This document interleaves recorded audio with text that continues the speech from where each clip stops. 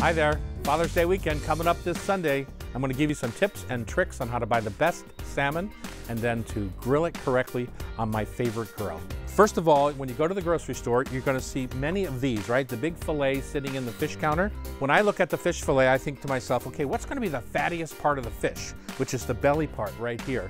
So when I buy, I like to buy from the collar end down this way, all the way to the tail end.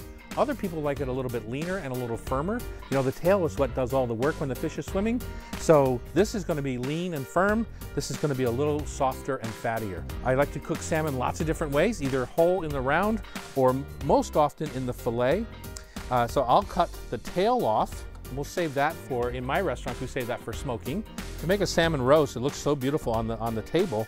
You just simply cut a nice chunk of the salmon. I tend to leave the skin on because you can see the fat line right here in the salmon. There's tons of good fat that the skin offers to the fish. Then if you want just fillets, I'll go right up here and I'll cut maybe a 6 or 8 ounce fillet for each person having dinner. Many of you know I have a line of spice rubs out there. That's the easiest thing to do is just grab one of these spice rubs and sprinkle it on the fish. This is beautiful Copper River King. The other way to do it, most likely, probably for some of you, is just salt and pepper. And this Copper River has so much fat in it, you don't really need to add any other fat onto it. If you insist, if your grill is kind of chunky and not in the best shape, maybe add just a little bit of olive oil to your fish. All right, let's cook these guys. Okay, some really good barbecue tools. When you're using a big roast like this, you need a big fish spatula. See the little edge? That lets you get under the roast a little bit.